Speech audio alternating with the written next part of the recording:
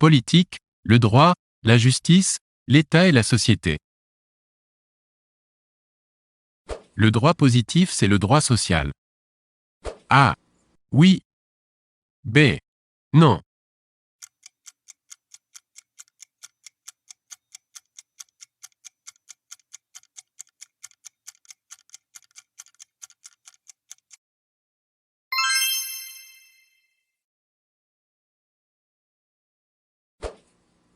Le droit naturel, c'est le droit idéal. A. Oui. B. Non.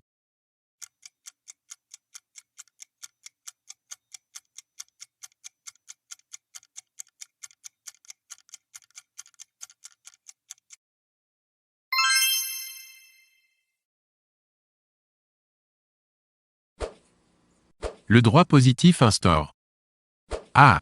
Le permis. B. Le défendu. C. L'exigible.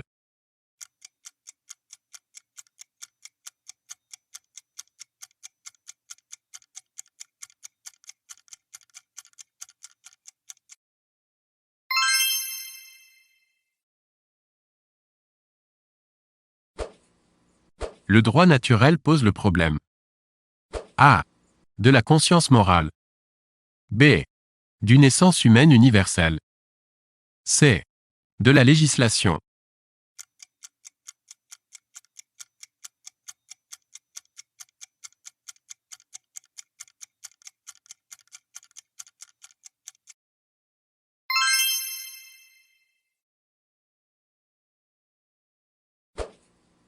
Le plus fort n'est jamais assez fort pour être toujours le maître, a dit A.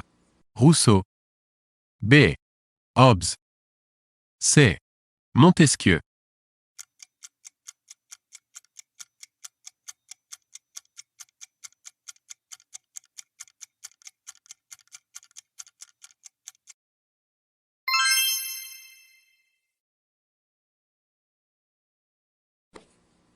Si le droit n'est rien d'autre qu'un fait, il n'existe alors que des droits. A. Positif. B. Naturel.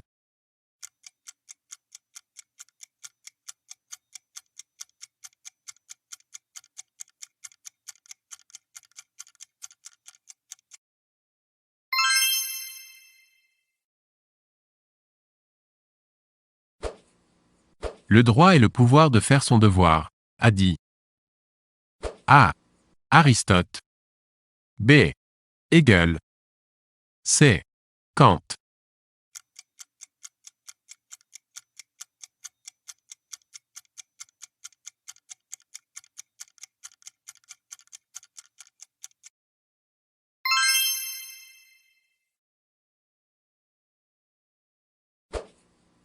Que signifie l'état de nature pour les penseurs modernes?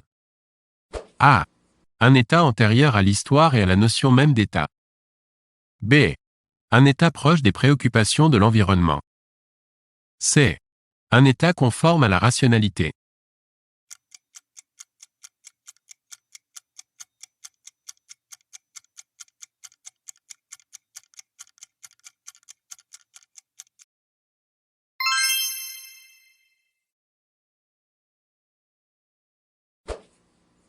Le droit représente A.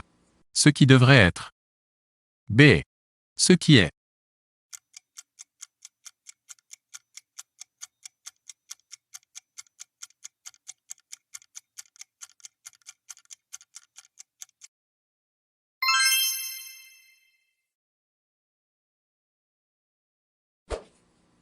Le droit positif est A.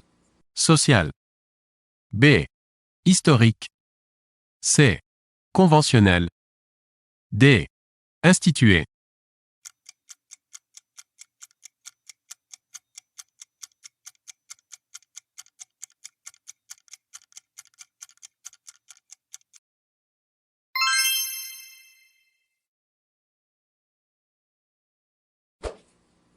Idéalement. A.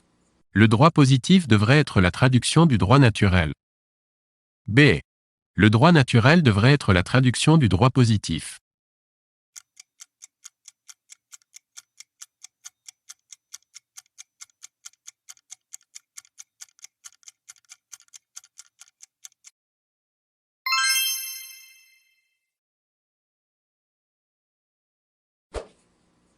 Qui a dit « Vérité en deçà des Pyrénées, erreur au-delà » pour montrer la relativité du droit positif? A. Pascal. B. Descartes. C. Hobbes.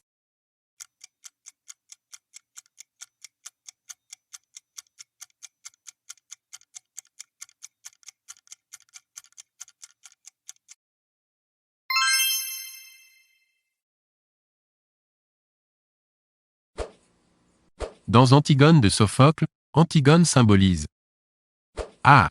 Le droit positif. B. Le droit naturel.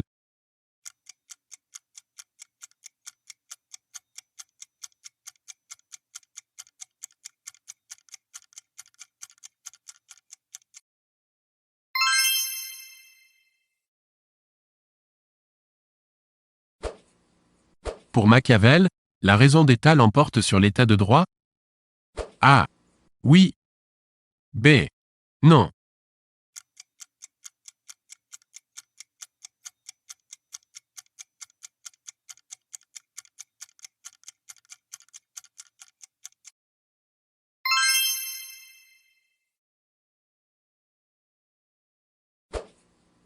Pour Marx, dans le capitalisme, le droit positif est A.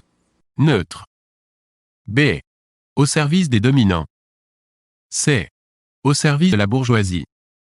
D. Au service du prolétariat.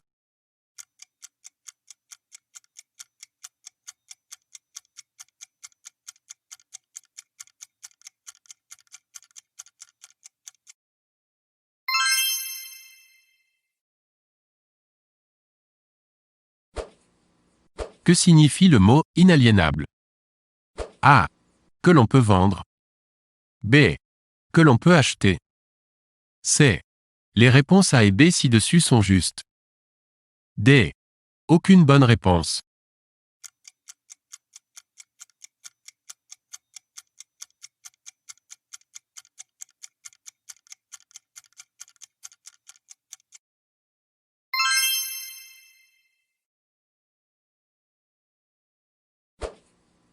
Est légal, ce qui est conforme au A.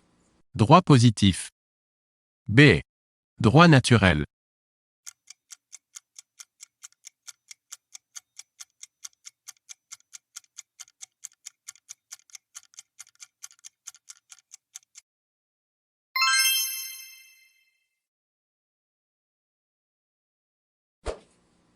Est légitime, ce qui est conforme au A. Droit positif. B. Droit naturel.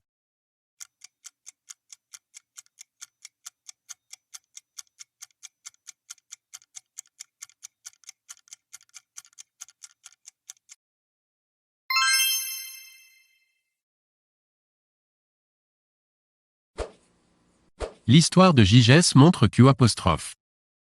A. On n'est pas juste par nature. B. On est juste par nature. C. On est juste par intérêt. D. On est juste par peur de la punition.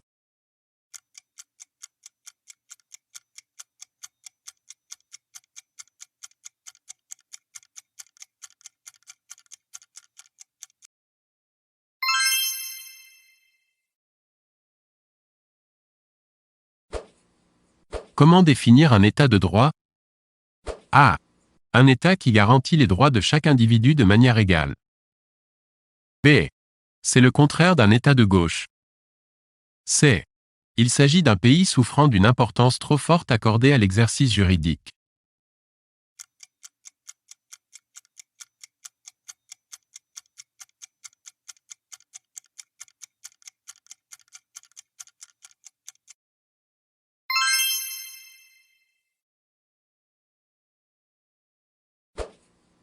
Pourquoi est-il fréquent de considérer la politique comme indépendante de la morale? A. Parce que la morale n'assure pas la stabilité du politique. B. La morale est supérieure à la politique. C.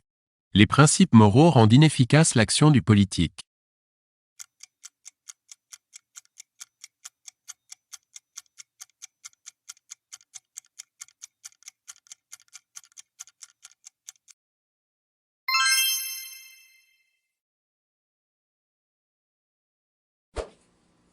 Pourquoi la raison d'État semble-t-elle contraire au principe de la justice?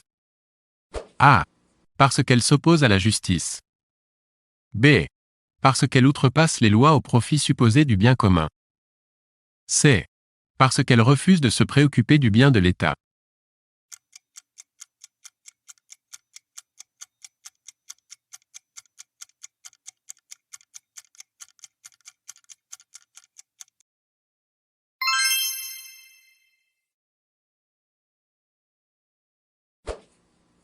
Quelle est la difficulté majeure de la représentativité en démocratie? A. De parvenir à être relativement fidèle au choix des électeurs. B. De ne pas être favorable au bien commun. C. De ne pas satisfaire l'ensemble de la société.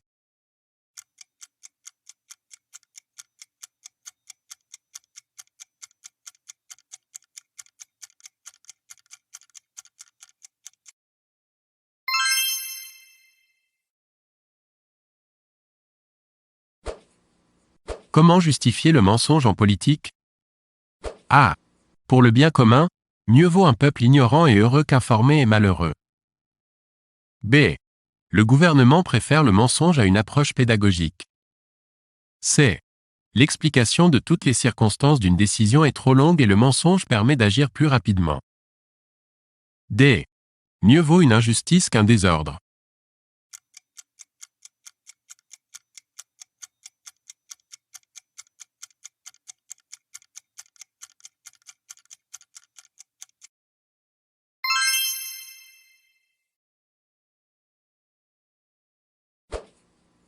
Pourquoi, selon la politique moderne, l'État doit-il garantir des droits aux individus? A. Parce que les individus modernes refusent d'être manipulés. B. Pour mieux les intégrer dans le fonctionnement de l'État. C. C'est ce qui permet aux individus d'accepter des lois contraignantes.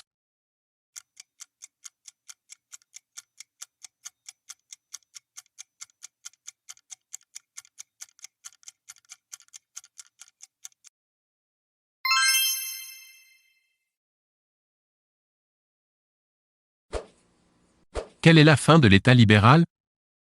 A. Limiter au maximum l'intervention et les obligations de l'État ou d'autres formes de pouvoir dans le choix des individus. B. Permettre à chacun de faire tout ce qu'il désire dans le mépris de la loi morale. C. Donner le fondement de l'application d'un capitalisme sans limite.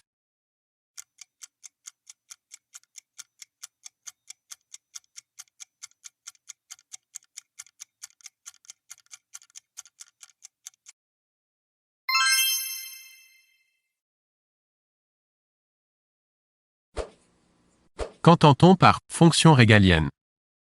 A. Il s'agit des fonctions liées au pouvoir absolu de l'État. B. Il s'agit des fonctions liées au bon vouloir du prince. C. Il s'agit des fonctions qui regroupent les attributions propres au pouvoir souverain.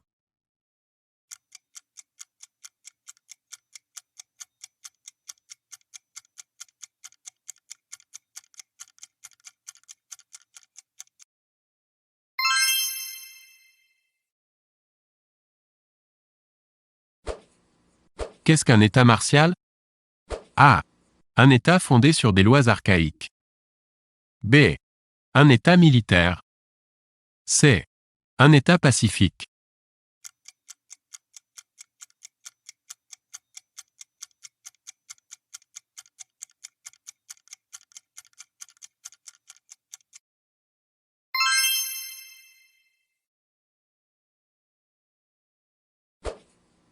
Qu'est-ce qu'une théocratie? A.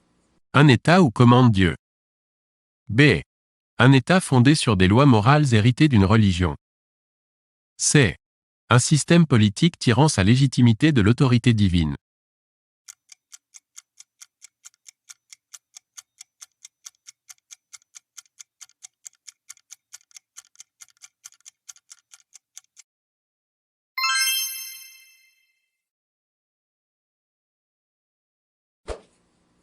Pour Thomas Hobbes, l'homme à l'état de nature a droit sur toute chose et n'en possède aucune. A. Vrai. B. Faux.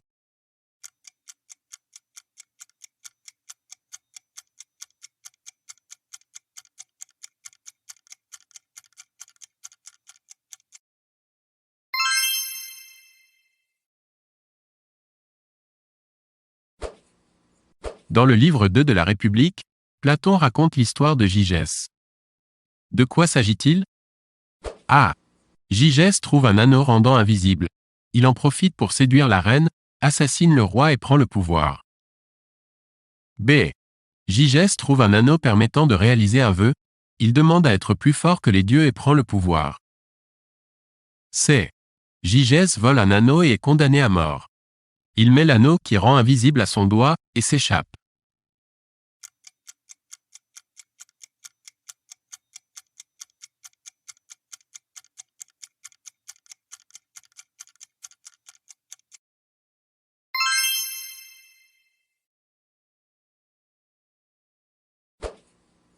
Quel sophiste, cité par Platon, estime que la justice n'est rien d'autre que le droit du plus fort?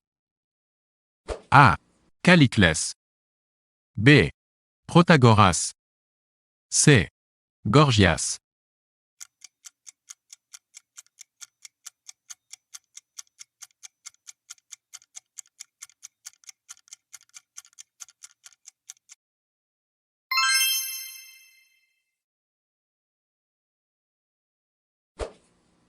Pour Hobbes, les hommes doivent abandonner tous leurs droits au souverain.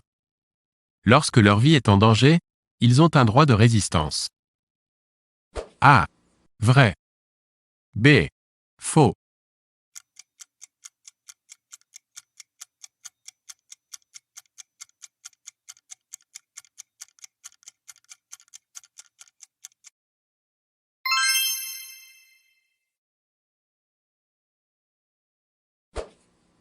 Pour Rousseau, du contrat social, la volonté générale est la somme des volontés particulières. A. Vrai. B. Faux.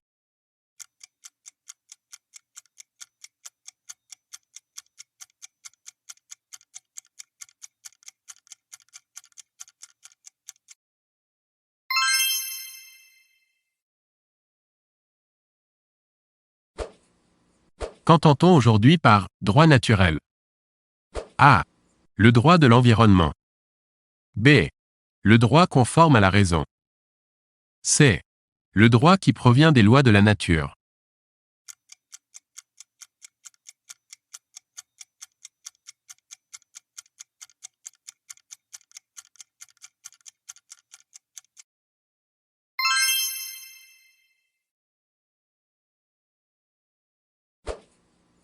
Qu'entendait-on par droit naturel dans l'Antiquité? A. La même chose qu'à l'époque moderne. B. Un droit fondé sur la relation entre l'homme et la nature. C. Le droit de l'environnement.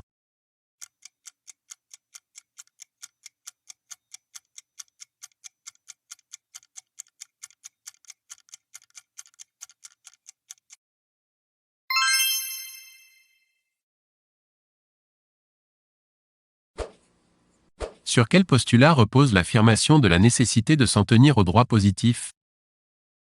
A. Toutes les lois humaines se valent à partir du moment où elles sont instituées.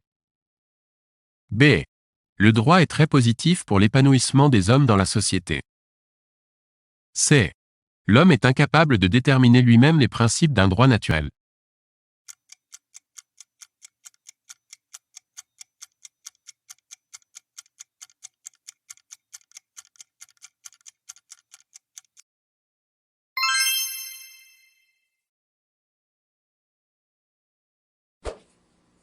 Qu'entend-on par dimension artificielle de l'État?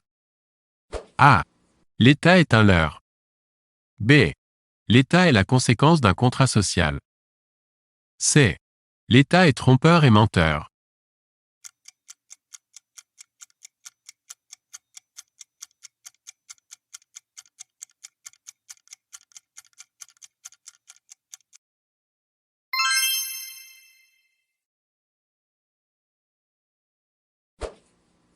Que désigne l'expression contrat social?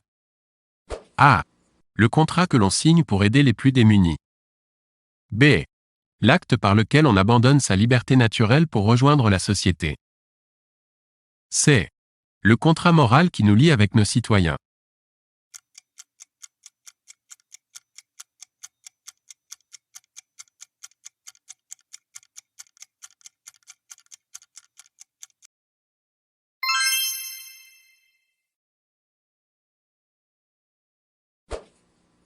Pourquoi considère-t-on le contrat social comme conforme au droit naturel? A. Parce qu'il est l'aboutissement de la nature. B. Parce qu'il est un droit rationnel. C. Parce qu'il respecte l'environnement.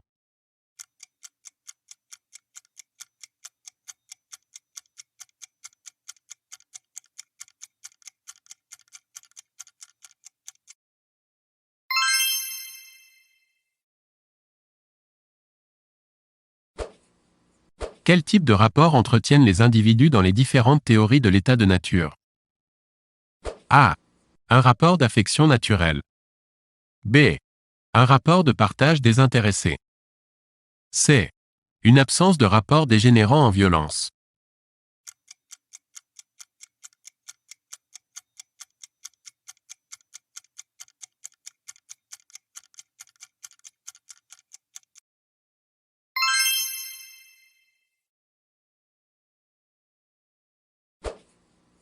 Qu'abandonnent les individus lorsqu'ils sont censés passer de l'état de nature à l'état civil? A. Leur richesse. B. Leur innocence. C. Leur liberté.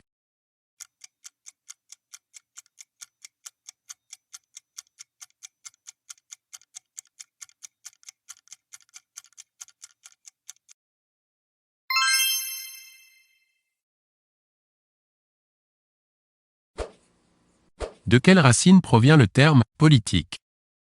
A. Politis. B. Polisa. C. Poli.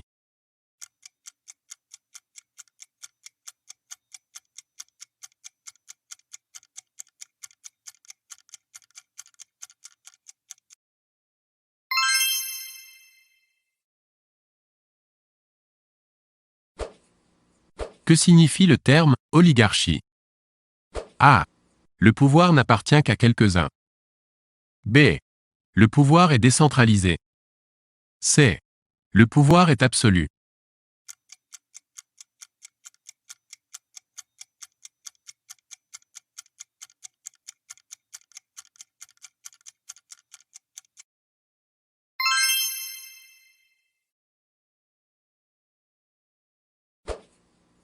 Que veut-on dire quand on parle de « régime aristocratique » ? A. Le régime est fondé sur une élite.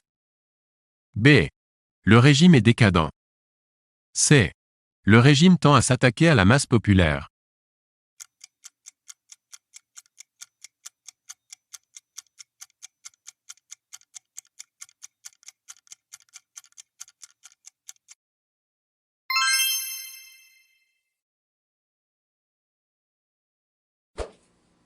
Quelle inquiétude majeure la démocratie peut-elle faire naître? A. Elle n'est jamais équitable avec les candidats. B. Elle risque de s'enfermer dans le règne de l'image. C. L'élection est l'occasion de mensonges et de tromperies.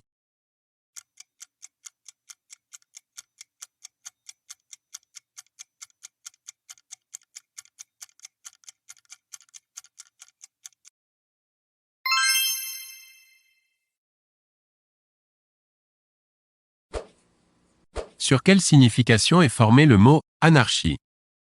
A. Absence de pouvoir. B. Communisme. C. Pouvoir fort.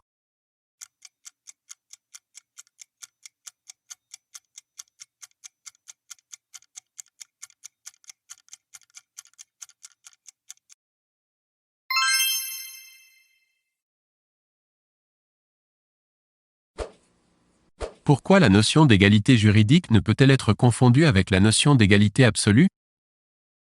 A. La confusion risque de ne pas reconnaître la notion de différence.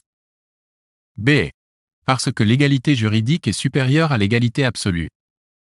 C. Parce que l'égalité absolue nuit à l'égalité juridique.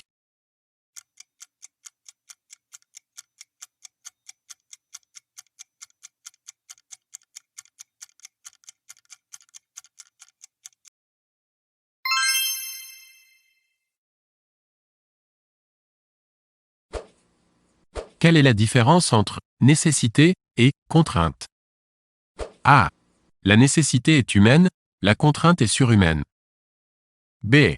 La nécessité est intérieure, La contrainte est extérieure. C. Il n'y a pas de différence.